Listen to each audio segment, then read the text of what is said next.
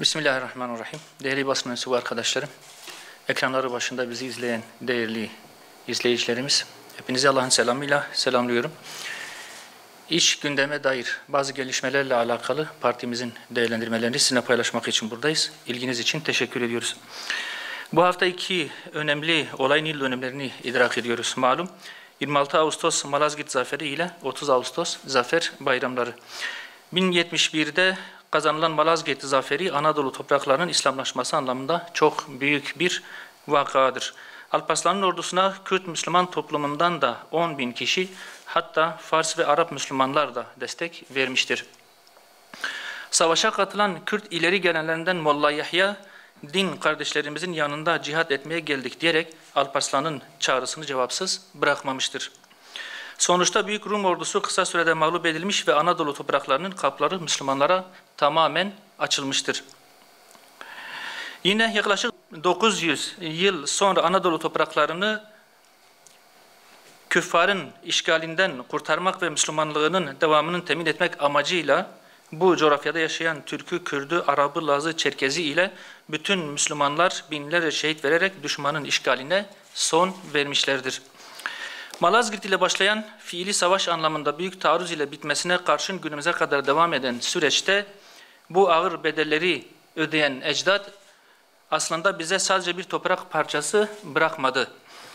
Bu coğrafyada yaşayan bütün halkları tek vücudun azaları haline getiren, aynı değerler uğruna omuz omuza ölüme koşmalarını sağlayan ruh, İslam kardeşliği ve ümmet şuurudur.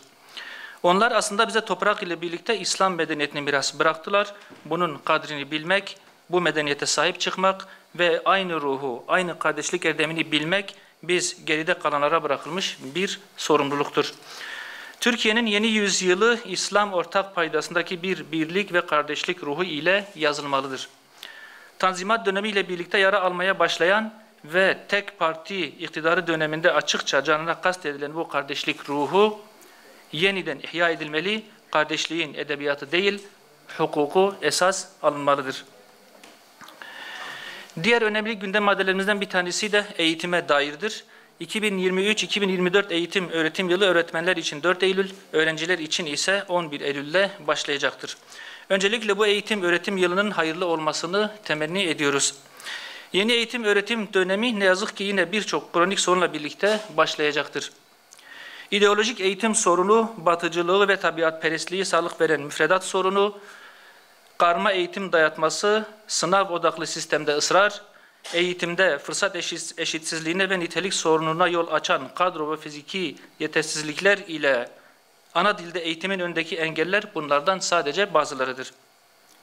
Bütün bunlar eğitimde en acil ihtiyaç olan insan yetiştirme amacından bizi uzaklaştırmış, kendi medeniyetlerine, kendi değerlerine uzak, manevi anlamda çöküntü yaşayan bir gençliğin yetişmesine neden olmuştur.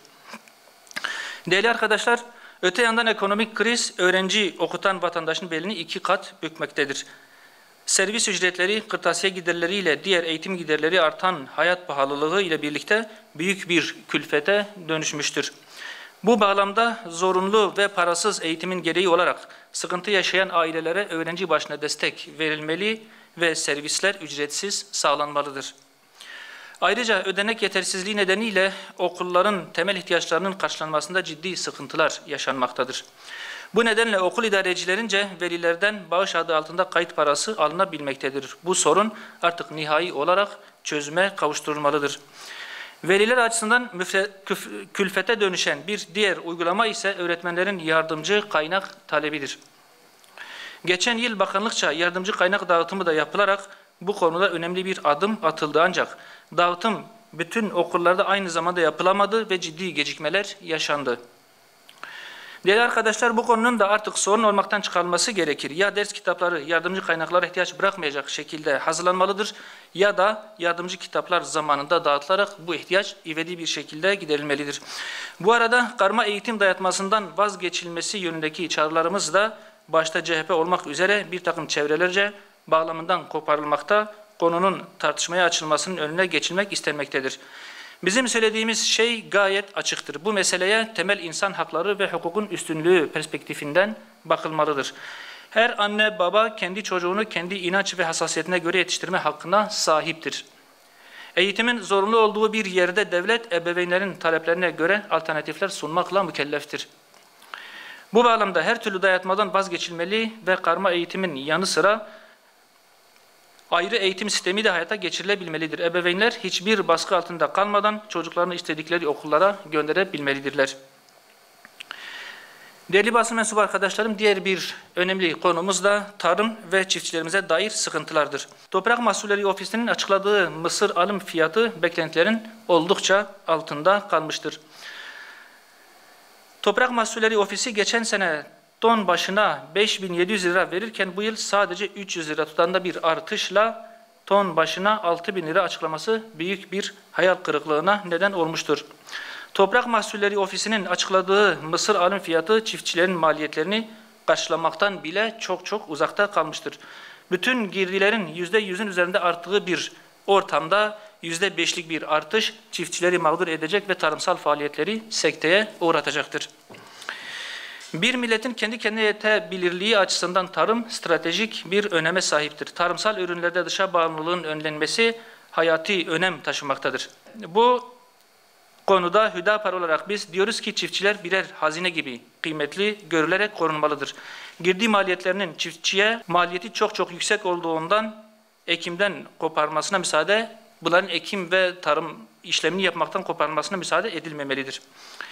Bu nedenle çiftçinin mahsulünün maliyetinin altında satılmaması için açıklanan fiyatlar revize edilmelidir. Sorunun kalıcı çözümü için tarıma dayalı sanayi teşvik edilmeli, ihtiyaç fazlası gıda ürünlerinin işlenerek ihraç edilmesi desteklenmelidir.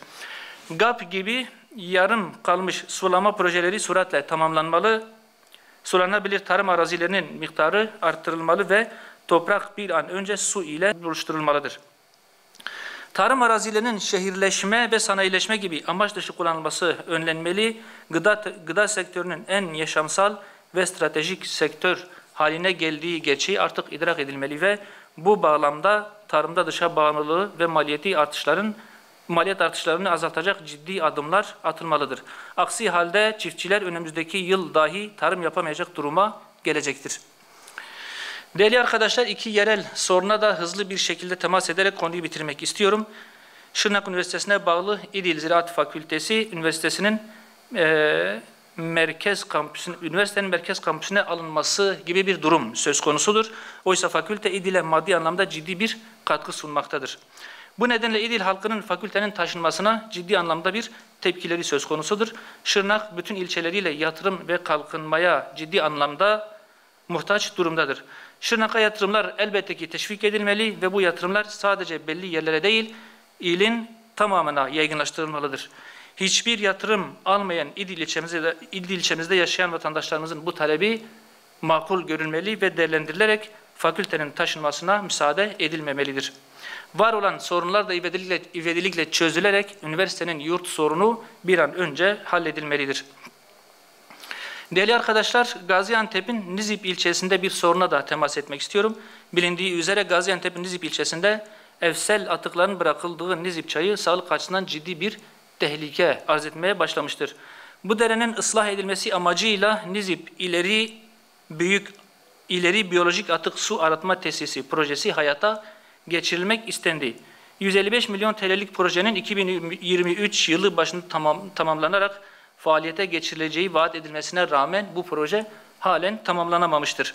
Bu projenin ağırdan alınması ciddi tepkilere neden olmuş, zehirin her tarafa saçılmasına vesile neden olmuştur.